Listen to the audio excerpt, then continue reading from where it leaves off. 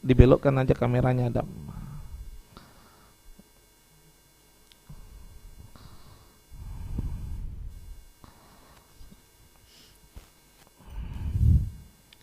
Bismillahirrahmanirrahim.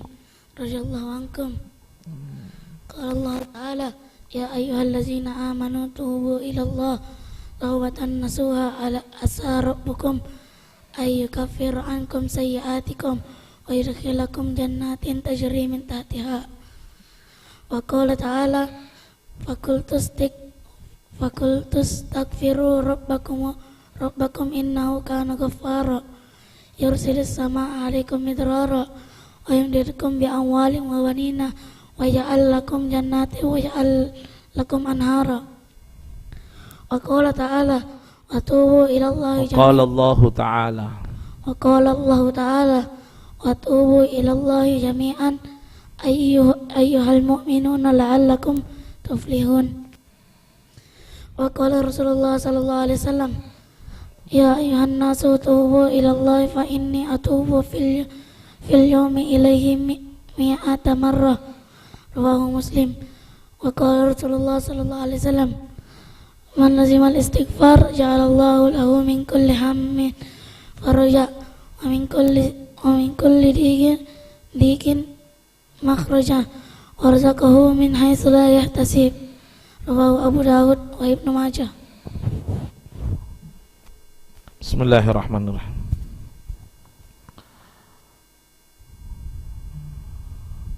Bismillahirrahmanirrahim. Assalamualaikum warahmatullahi wabarakatuh. Besok kamera 1 sudah standby ke Muhammad ya, lebih dulu ya. Tolong dirapatkan itu Muhaimin supaya tidak ada panik seperti itu ya, insyaallah. Alhamdulillah kepada yang terhormat Sayyidina Al-Walid Abu Ya Habib Ahmad bin Al-Hamid. Mudah-mudahan Allah Subhanahu wa taala memanjangkan umur kita semua dalam keadaan sehat walafiat insyaallah. Begitu juga akhinal kiram, kakak saya Habib Saleh bin Ahmad Al-Hamid, dan juga Ustadzun Al-Habib Abdullah bin Muhsin Al-Hamid. Ya Masya Allah, ini pendakwa multi level gini udah. Suara bagus, dakwanya bagus. Ya, kalau saya suaranya sudah alamak qadar Allah. Dan juga kepada yang terhormat Al-Habib Rifa'i bin Abdurrahman Al-Kaf wa Habib Muhsin Al-Habsi dan para asatid, yaitu Ustaz Sami'an Qadir, Ustaz Salim, Ustaz Nabawi, Ustaz Khalil, Ustaz Fitrah, Ustaz Wahyu, Ustaz Muhaimin, hadirin wal hadirat yang semuanya saya tidak sebutkan satu persatu nama anda, namun insyaallah sedikit pun tidak mengurangi rasa hormat, dan insyaallah sama-sama dirahmati dan dimuliakan oleh Allah Subhanahu wa taala. Kita masuk bab at-taubah wal istighfar. Taubat dan istighfar. Kalau anda kepengen tahu cara untuk bertobat atau syarat dikatakan bertobat, ada di kitab Riyadhus Shalihin. Itu rinci di situ. Bagaimana yang pertama adalah meninggalkan perbuatan dosa. Karena kalau ada orang bertobat masih saja bersamaan dengan dosanya, maka tobat itu tidak boleh, tidak diterima oleh Allah. Jadi harus tarkul ma'siyah au dzunub, meninggalkan maksiat atau dosa. Itu yang pertama. Yang kedua, harus ada janji alla yauda ilaih, tidak boleh kembali kepada maksiat tersebut. Janji betul-betul. Lah kalau ternyata tobat miki dulu nanti gampang je lagi maksiat, nah itu tidak bakalan diterima itu. Karena ada dikatakan alamatut taubah makbulah ya illam yauda ilaiha. Jadi tanda tobat yang diterima jika dia tidak kembali melakukan maksiat. Jadi kapan-kapan begini, contoh gini, ada peminum balok bertobat, ternyata 5 bulan kemudian minum balok lagi, maka ketahuilah tobat yang sebelumnya itu tidak diterima sama Allah. Bahkan sebagian ulama dosanya pun masih terhitung, digabung sama minum balok yang berikutnya. Jadi memang betul-betul harus ada niat tidak kembali. Dan sungguh beruntung orang yang bertobat dan tidak mengulang maksiatnya, itulah tanda kalau tobatnya diterima sama Allah. Kan kita tidak tahu ini, apakah tobat kita diterima atau tidak. Ya gampang, ciri-cirinya tidak kembali gitu loh. Nah kalau masih kembali, naudzubillah. Dan yang berikutnya, orang yang bertobat syaratnya harus ada menyesal dalam hatinya. Penyesalannya jangan sampai menganggap remeh maksiat yang pernah dia lakukan. Kalau menganggap remeh, itu yang bahaya. Tidak apa-apa Joko maksiat, Allah itu maha pengampun. Itu dosa-dosa tak dulu tidak apa-apa, itu salah itu. Memang kita sepakat pengampunan Allah masih jauh lebih besar daripada dosa hambanya. Bukan berarti kita disuruh meremehkan dosa gitu loh. Dosa ya besar, sampai kapanpun dosa besar. Kalau Anda lihat Sayyidina Alwi Guyur, ada cucu Rasulullah, beliau mengatakan ma'ufarriqu baina dzambul kabir was-sagir. Saya tidak pernah membedakan dosa besar sama dosa kecil. Walakin akan tetapi ilai aina anta tadnub, kepada siapa Anda berdosa. Ya kan kita pada hakikatnya berdosanya sama Allah, berarti itu besar. Besar. Jadi dosa itu bukan sekedar ukurannya saja, tapi kepada siapa kita bersalah. Misal begini, kalau saya punya kesalahan kasar sama anak, misalnya, kau itu Muhammad, ini kan sebenarnya orang tua juga dihitung dosa kalau berlebihan. Sewajarnya dia mengajarkan dengan benar, kalaupun harus marah harus ada keterangan. Nah anggaplah saya dihitung dosa. Dosa saya kepada anak memang dosa, tapi kira-kira kalau marah saya ini arahnya kepada orang tua, apakah sama dosanya? Ya tidak sama. Sama-sama intonasinya, tapi arahnya berbeda, ya hitungannya beda. Gitu loh. Ya, kita berdosa sama pencipta alam semesta, selesai. Itu luar biasa. Kalau saya sih jangan dibeda-bedakan dosa kecil, dosa besar. Samakan semua supaya kita tidak meremehkan. Karena kenapa? Orang yang istasgar an dambil sagir yuktab kabair. Siapa yang meremehkan dosa kecil dicatat besar. Tidak apa-apa jika perempuan sekali-sekali dosa kecil cocok nih. Kita setuju dosa kecil, tapi nu pandang enteng dihitung besar sama Allah. Ya, dihitung besar sama Allah. Jadi, nah di sini didahului dengan firman Allah. Allah berfirman, ya Allah, tadi saya sempat menelaah ini kitab, ayat. Kayak Allah ini terlalu baik jadi Tuhan. Kenapa? Apa manfaatnya Allah menyuruh hambanya bertobat gitu loh. Kan gitu. Mau hambanya masuk neraka ya Allah tidak masalah, tetap Allah Tuhan. Mau hambanya tidak diampuni dosanya, mau hambanya tidak bertobat, ya kemuliaan Allah tidak berkurang gitu loh. Ya, kemuliaan Allah tidak berkurang. Kalau kita kan anak, misalnya anak disuruh bertobat sama bapaknya, nak sadar kok nak, tobat kok nak, ya wajar. Kenapa? Kalau anaknya maksiat nanti beban bapaknya di hari kiamat. Kalau anaknya maksiat malu orang tuanya di depan masyarakat, ya kan? Jadi wajar, ada tujuannya. Nah kalau Allah apa tujuannya? Apa manfaat bagi Allah menyuruh hambanya bertobat?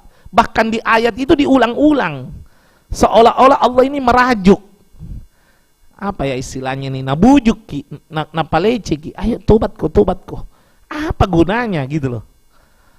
Karena Allah itu memang sangat rahmat, ar-rahim, Maha Pengasih dan Maha Penyayang, tidak mau menganiaya hambanya. Allah sudah nyatakan dalam Al-Quran, inni haramtu dzulma ala nafsih, aku ini mengharamkan kedoliman atas diriku. Mustahil saya menyiksa hambaku, dan Allah tidak tega hambanya tersiksa.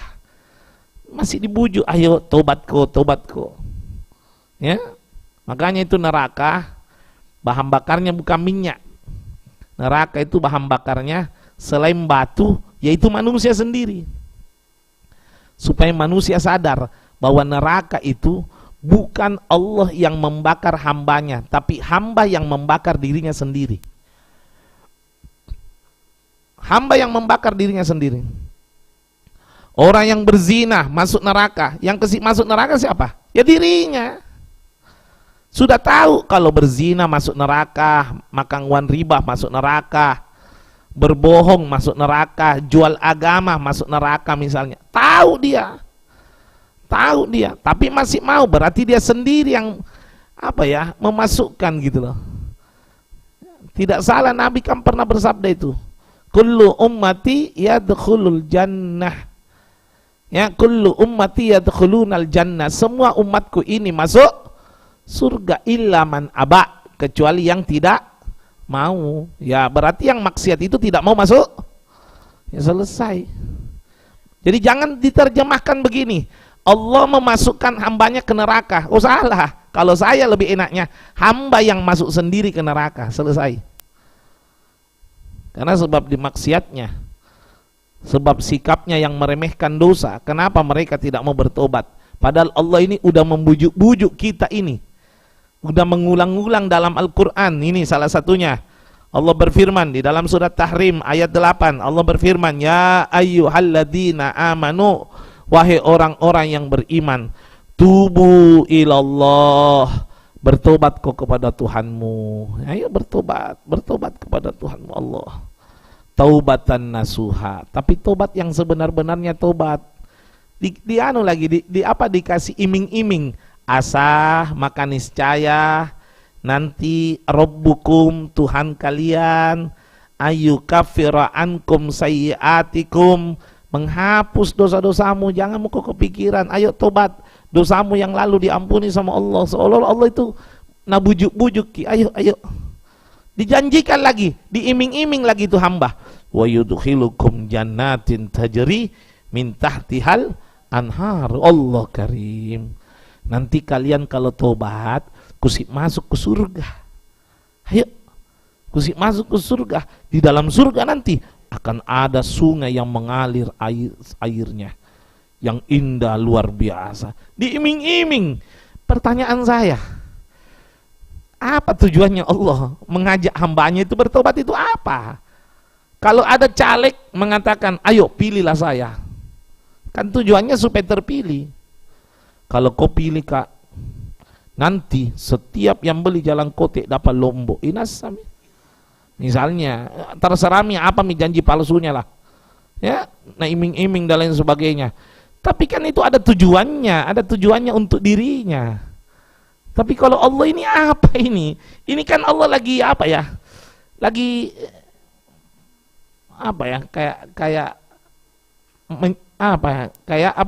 mengajak gitu loh, betul-betul kayak ambisi, bukan kalau ambisi sih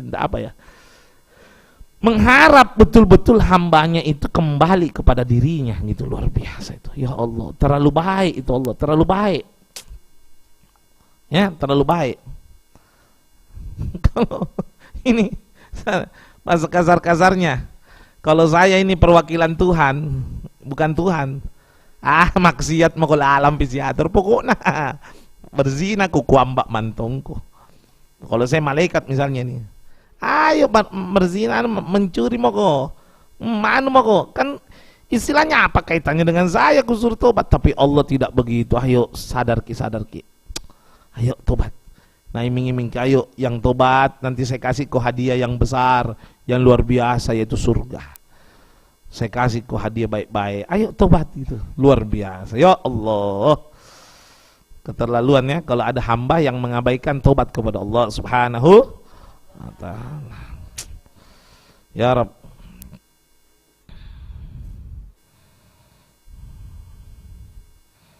Sampai-sampai dalam ayat lain surat An-Nur ayat 31.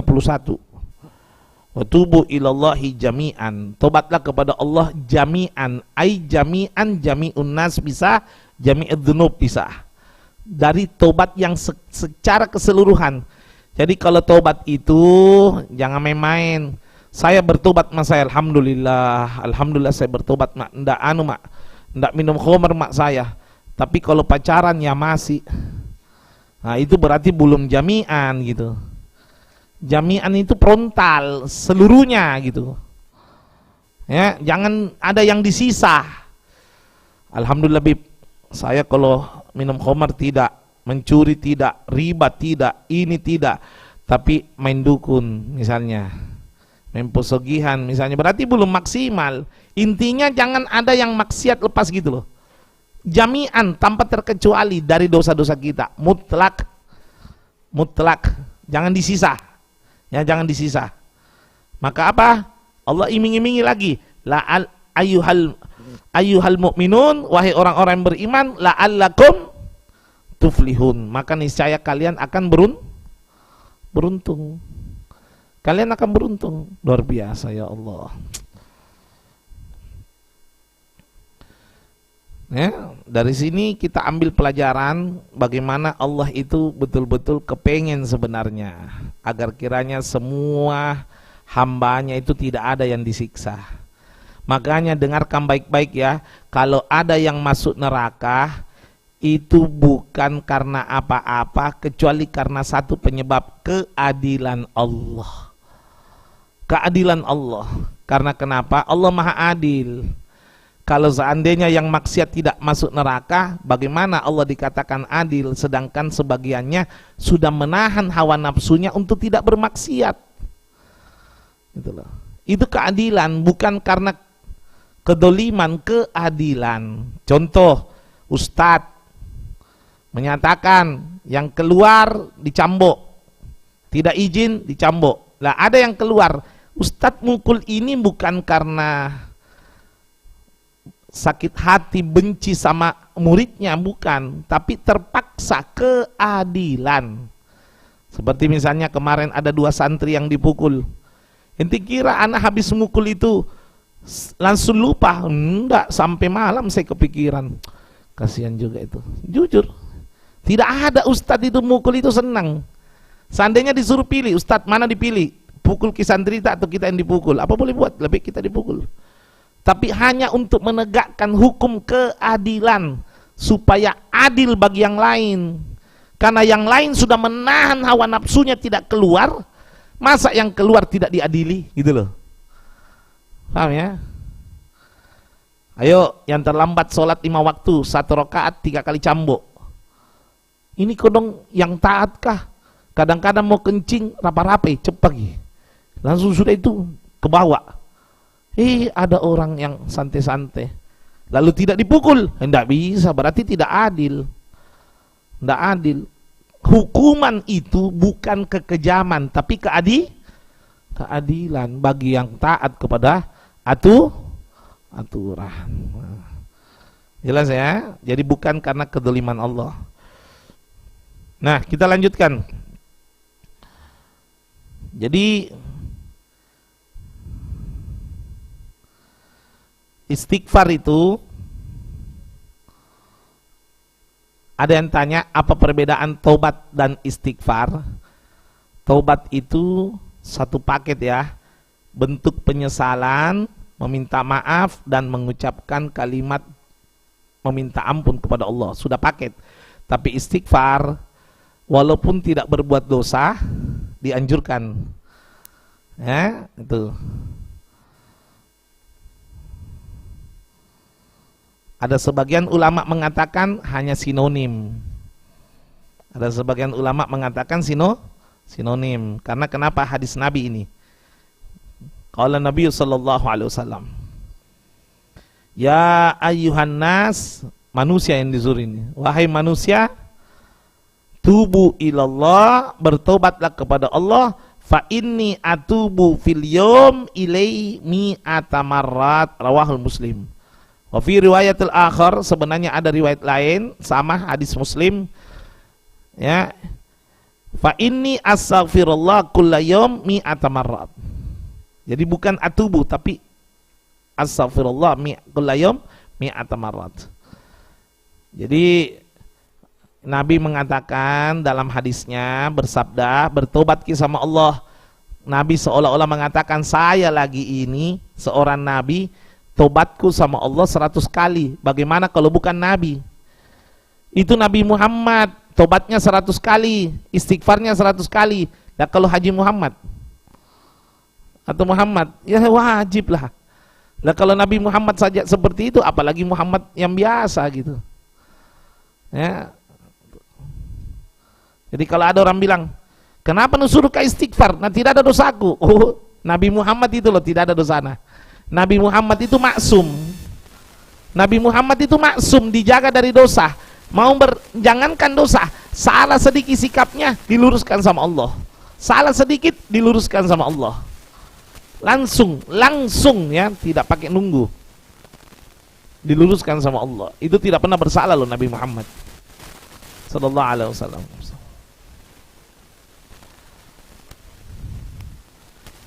Kita berapa istighfar tak? Kita ini kan surga belum tentu, neraka kemungkinan. Hah? Salat, saya senang kalimatnya Syekh Muhdor. Ada Syekh Muhdor itu Abi Abdullah Al-Muhdor pernah mengatakan seperti ini. Bagaimana kalian bisa lari dari dosa? Bagaimana kalian bisa lari dari dosa? Ibadahmu saja mengandung dosa. Ibadah itu loh mengandung dosa. Mana contohnya? Salat. Salat itu wajib mengingat siapa? Takbiratul ihram, apa artinya? Takbir yang membuat segala sesuatu halal menjadi haram. Ingat istri, halal apa enggak? Halal di luar salat. Masuk salat, Ingat anak, halal apa enggak? Halal. Dalam salat, haram. Semua yang dihalalkan di luar salat menjadi haram dalam. Pertanyaan, siapa yang tidak ingat keluarganya dalam sholat? Siapa yang tidak ingat urusannya dalam sholat? Siapa yang tidak ingat masalahnya dalam sholat? Ibadah tak saja banyak dosanya. Lantas apa alasan kita mengatakan tidak ada dosa? Kalau ibadah saja mengandung dosa, kasar-kasarnya anu nasami ibadah ini kebaikan, tapi tetap mengandung dosa, apalagi di luar apa pipoing? Orang Makassar bilang. Kalau sholatnya saja sudah menimbulkan dosa, apalagi di luar sholat. Allah karim. Jangan batasi istighfar tak, ya. Dan sebagian ulama berkomentar, laukanan nabiyyu mi'ah wa kaifa ummatuh. Kalau saja Nabi sudah 100, umatnya bagaimana? Mau sama? Paham maksud saya ini? Apa mau sama? Ya paling jeleknya itu sama. Ya, artinya derajat paling jelek itu menyamakan dirinya sama Nabi udah. Berarti kalau di bawah 100, param itu. Bahasa ini, hadis ini mengatakan kalau nabimu 100, masa kau juga 100? Gitu loh. Kalau nabimu 100, masa ikut-ikutan kau 100? Nabi ini tidak ada dosa, maksum, masa kau juga yang banyak dosanya juga 100? Gitu loh maksudnya. Nah, minimal lebih. Paling jelek sama, kurang katulu-tulumi. Bahaya mi. Subhanallah. Ya, astagfirullah.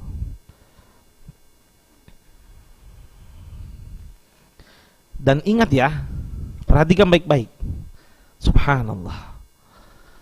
Istighfar itu bukan cuma menghapus dosa.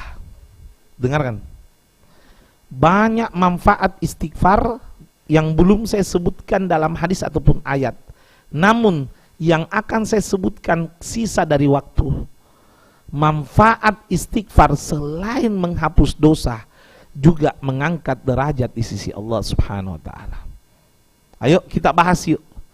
Innallaha wa malaikatahu yusalluna 'alan nabi. Perhatikan, sesungguhnya Allah dan para malaikat bersolawat kepada Nabi. Apa solawatnya Allah? Sudah jelas, rahmat. Oke? Sampai sini jelas? Apa solawatnya malaikat? Salatnya malaikat apa? Malaikat beristighfar untuk tujuannya apa?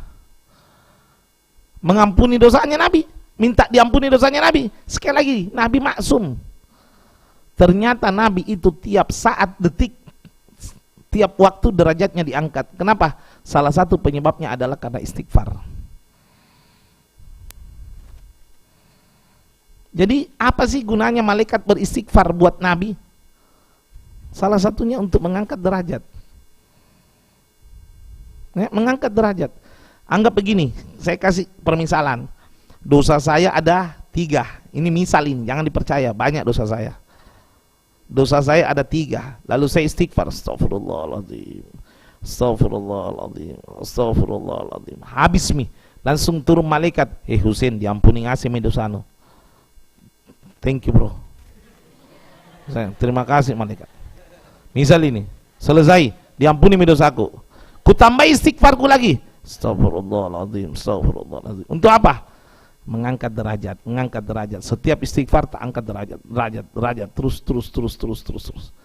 Jadi jangan hari ini 8 dosaku. Astagfirullah. Ya Allah, cukup ini 8 tadi dosaku ya Allah. Mau ku hitung-hitungan sama lu. La haula wala quwata illa billah. Sudah diperbanyak saja. Ya, diperbanyak saja. Kalau perlu maaf ya, jadikan rutinitas. Paling sedikit 100, mau 1000 juga bagus. Ya, semangat gitu loh. Semangat karena mengangkat derajat di sisi Allah Subhanahu wa taala ya. Tidak apa-apa, saya tambahkan sedikit walaupun karena lambat tadi mulai ya, ada ceramah juga. Nih. Dengarkan. Man lazimal istighfar. Qala Nabi sallallahu alaihi wasallam. Lanjut ya. Nabi bersabda hadis berikut. Qala Nabi sallallahu alaihi wasallam, man lazimal istighfara ja'alallahu lahu min kulli hammin farajan. Barang siapa yang melazimkan dirinya dengan istighfar, dia memperbanyak. Lazim ini bisa diartikan membiasakan atau merutinkan dirinya, memperbanyak dirinya dengan istighfar. Manfaatnya nih 1 diantaranya, ja'alallahu, Allah subhanahu wa ta'ala akan menjadikan lahu, bagi dirinya, min kulli hammin, dari setiap kesumpekan, sumpek ya, susah, farajan,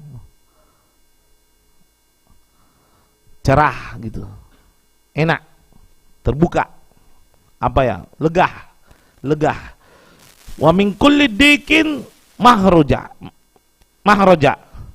dari setiap kesulitannya, kesulitan ekonomi, kesulitan masalah, kesulitan kondisi ini atau apa, dia perbanyak istighfar, makhraja, Allah akan bukakan jalan keluar, dibukakan jalan keluar sama Allah.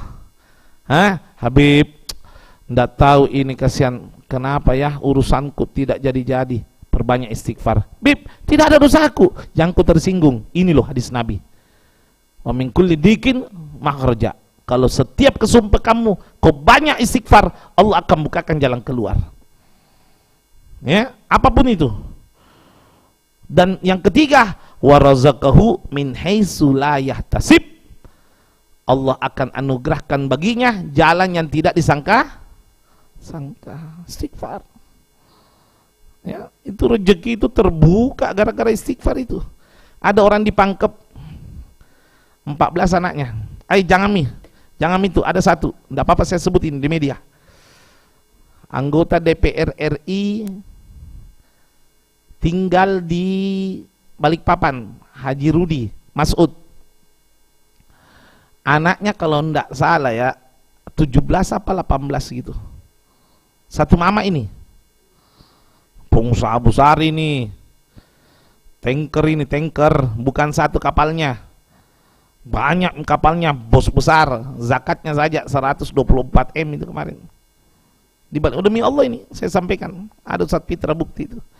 Ini Haji Rudi Mas'ud, sekedar informasi. Anaknya 18. Saya tanya, Haji, Masya Allah, anak tak sebegini banyak, rezeki tak juga banyak, apa? Bib, saya itu tidak ada sholat sunnah, aku kasihan karena terlalu sibuk kak kerja sholat. Ya seadanya Haji. Cuman dari kecil kak memang tidak pernah tinggalkan istighfar 1000 kali satu hari. Ustaz Fitra pernah ketemu Haji Rudi, rumahnya Janas, ya, yang kasih Habib dolar itu waktu, tapi habis mi. Ini di Pangkep ketemu saya, orang masih muda, sehat walafiat, muda, 13 anaknya, Masya Allah. Apa malan tak? Bib, tidak ada jamalanku istighfar tiap hari 100 kali. Sejak kapan? Belum pak balik ku amalkan memang. Itu tidak ada. Sudah kesumpekan dihilangkan, kesempitan dilonggarkan, rezeki diperluas. Apa alasannya? Tidak mau. Ya, apa alasannya tidak mau? Ya, tidak ada apa kira-kira. Masih ingat ada satu riwayat seorang murid perhatikan gurunya. Jadi setiap ada orang datang, perhatikan gurunya. Datang pertama, tamu pertama, Assalamualaikum Syekh. Waalaikumsalam. Syekh, doakan di daerahku itu tidak turun-turun hujan, kemarau. Tidak ada hujan kering. Kata syekhnya, perbanyak istighfar. Pulang. Datang lagi, Syekh, rezekiku agak macet, kasihan, supaya longgar diperbanyak sama Allah. Perbanyak istighfar. Terima kasih Syekh, pulang. Orang ketiga lagi yang lain, Syekh, lama mak tidak punya anak, kepengen punya anak yang banyak Syekh. Perbanyak istighfar. Oh syukur, pulang. Muridnya protes, Ki, guru, enak nanti 3 orang datang berbeda, permintaannya berbeda, jawabannya sama, istighfar, istighfar, istighfar. Bolehkah tahu ya Syekh, apa penyebabnya? Kata gurunya, bukankah kau lupa firman Allah dalam Al-Quran? Ini firman Allah dalam Al-Quran, surah Nuh ayat 10-12. Fakultu astaghfiru, ya, fakultu astaghfiru rabbakum innahu kana ghaffara. Perbanyaklah istighfar kepada Tuhanmu karena sesungguhnya Allah Maha Pengampun. Perhatikan manfaatnya. Satu, yursilis sama alaikum midrara. Istighfar akan menurunkan hujan dari Allah Subhanahu wa taala. Wa yumditkum bi amwal. Ya, wa yumditkum bi amwal. Allah akan memperluas rezeki orang yang istighfar. Al-Qur'an lo ini, Al-Qur'an lo. Apalagi alasannya tidak percaya. Wa banina, dan keturunannya akan diperbanyak. Wa yaj'al lakum jannatin wa yaj'al lakum anhara. Allah akan jadikan dia nanti, dia anugerahkan dia surga dan dijadikan dalamnya adalah sungai-sungai yang melimpah. Ya Rab, ya usahakan. Tapi khusus untuk para ulama, seyogianya istighfarnya itu sifatnya umat ya. Ada diajarkan itu dalam wirid itu menjelang maghrib. Astaghfirullah lil mu'minina wal mu'minat. Aulad yaqra'un lamah. Ratibu bukro ya. Kam sa'akam dakaik mungkin hawali.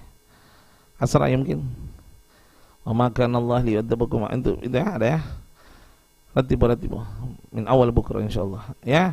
Astaghfirullah lil mu'minina wal mu'minat. Astaghfirullah lil mu'minina wal mu'minat. Astaghfirullah, itu supaya mintakan orang-orang mukmin dan mukminat dari dosanya insyaallah. Mudah-mudahan ya Allah senantiasa meringankan lisan kita, maka beruntunglah kita yang ditakdirkan selalu ingat untuk istighfar insyaallah. Amin ya rabbal alamin. Mungkin ada pertanyaan, silakan.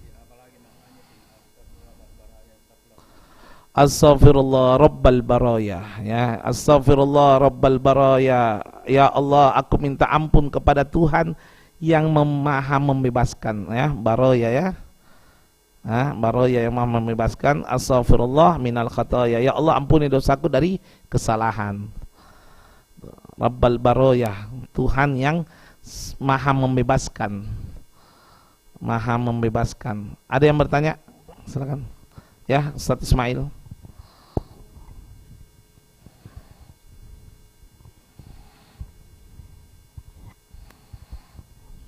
Bismillahirrahmanirrahim. Assalamualaikum warahmatullahi wabarakatuh. Assalamualaikum warahmatullahi wabarakatuh. Yang saya tangkap dari penjelasannya tadi Habib bahwa tidak akan diterima taubatnya selama dia melakukan dosa. Dia tetap berada di dosa itu. Bagaimana dengan kasusnya kalau kita sudah terlanjur terjerat di lingkaran riba hingga bertahun-tahun dan kita memang niatnya memang mau bertobat?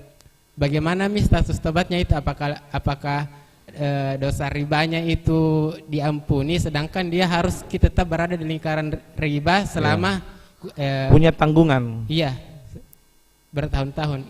Saya Habib. Terima kasih Ustadz Ismail. Jadi antara meninggalkan dan terlepas itu beda.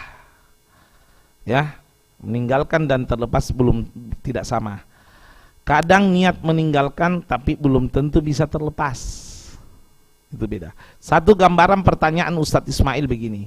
Bagaimana hukumnya kalau ada orang terlanjur, anggaplah saya ini ambil kak sama rentenir, naudzubillah min dzalik ya, ambil uang 100 juta, ya kan? Ternyata begitu jalan-jalan saya tobat, astagfirullah, kenapa saya ambil sama rentenir ini? Ya Rabb, ampuni dosamu ya Allah. Janji mak ya Allah tidak akan mengulang, gitu loh. Meninggalkan itu tidak akan mengulang.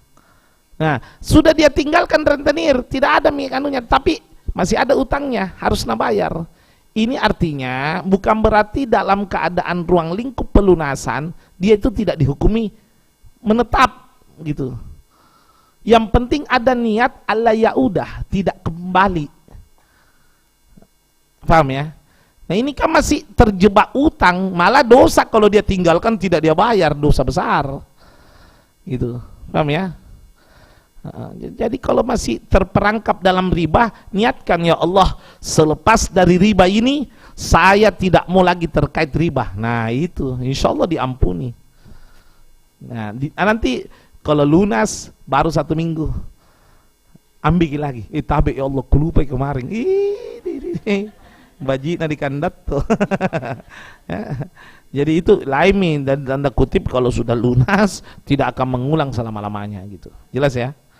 Ada lagi? Ya, Kak Saleh.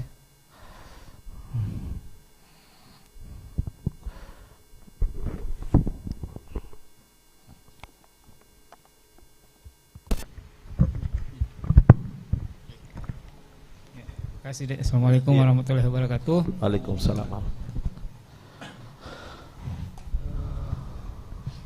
Yang saya mau katakan ini dek, apa namanya? Bagaimana kalau misalnya seorang pendosa yang merasa terpuruk, kehilangan jati dirinya, istilahnya linglung dia. Kalau mendengar istilah bilang setiap bertobat tidak akan diampuni, dia akan pesimis untuk bertobat.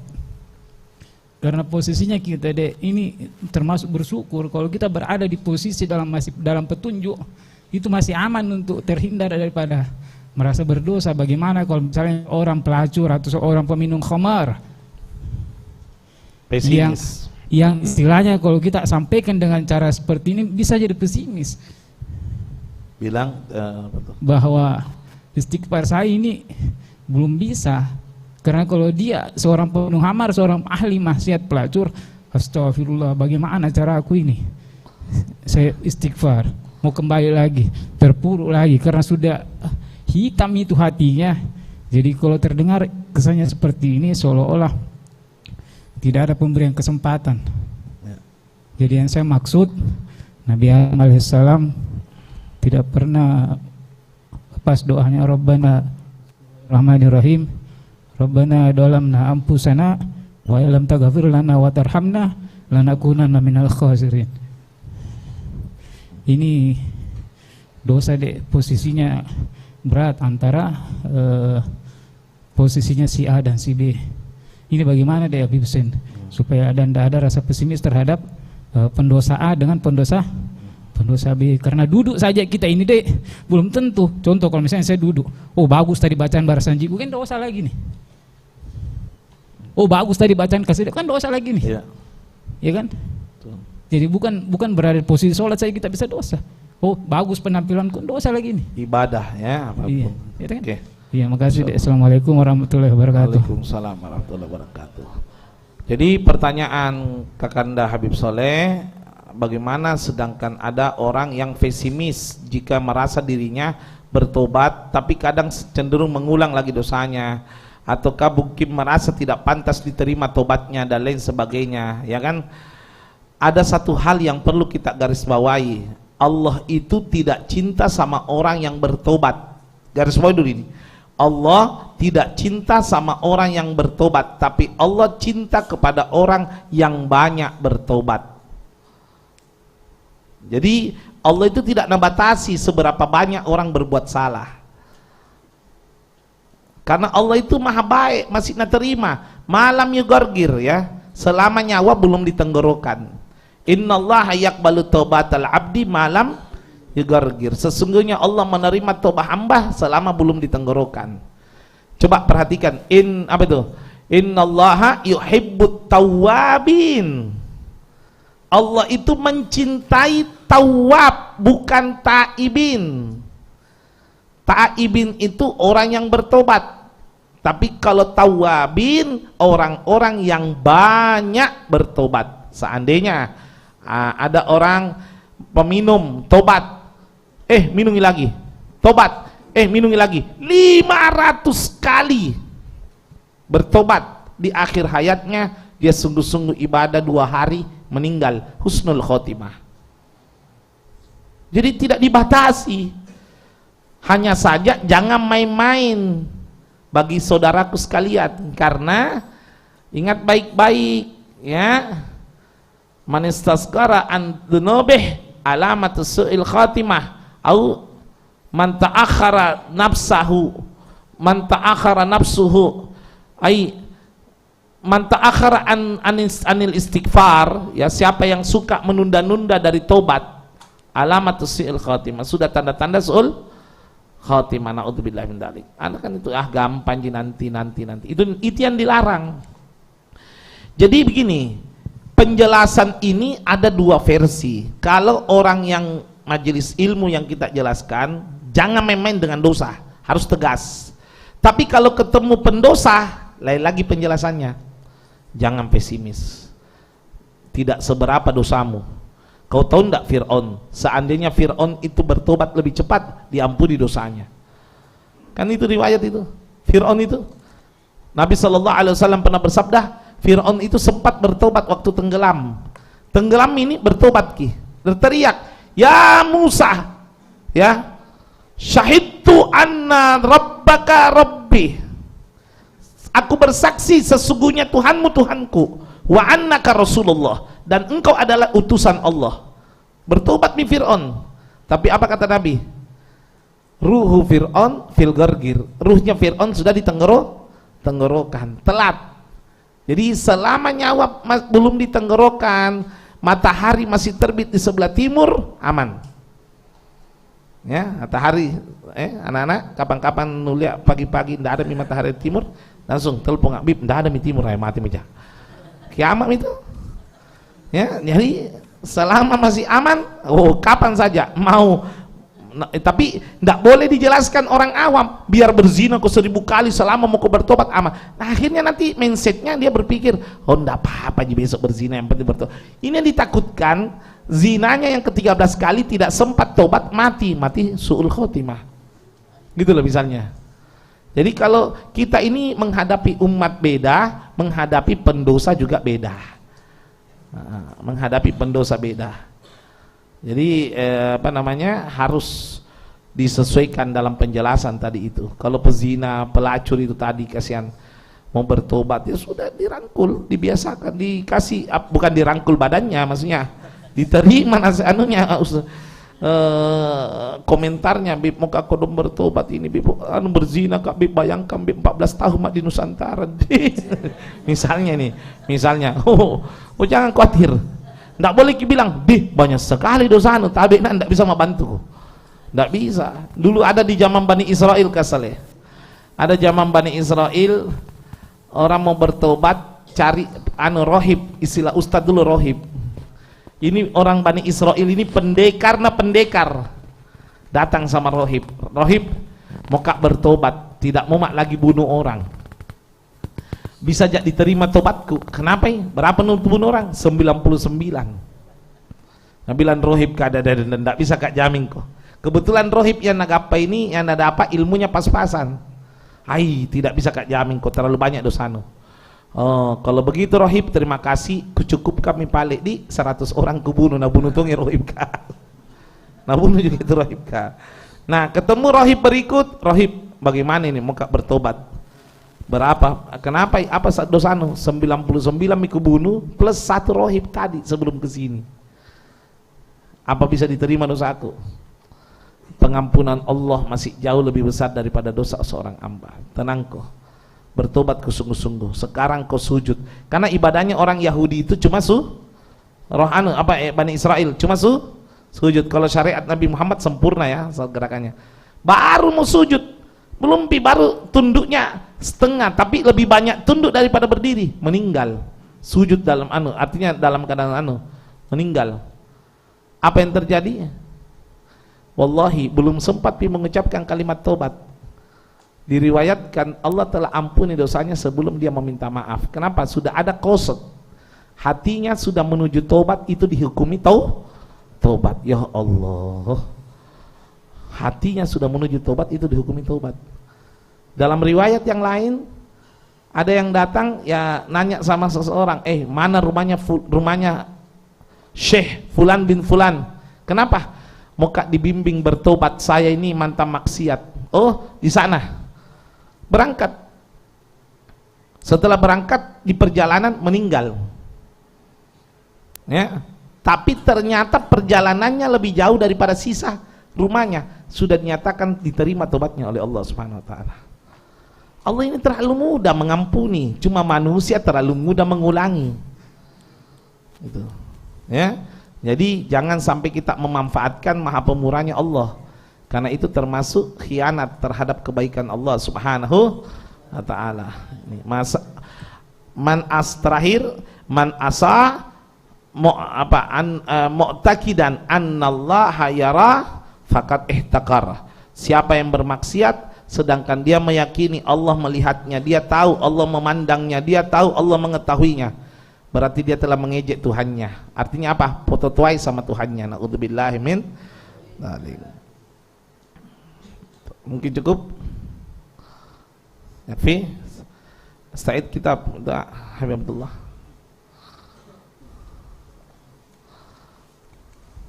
Insyaallah pekan depan dibahas tentang 10 Muharram ya, insyaallah. Fadhal. Bismillahirrahmanirrahim. Alhamdulillahi Rabbil Alamin. Allahumma salli wa sallim ala Sayyidina Muhammadin wa ala alihi wa sahbihi ajma'in. Ja'alana Allah wa iyyakum mimma yastawjibu syafa'atah wa yarju rahmatahu wa ra'fatah.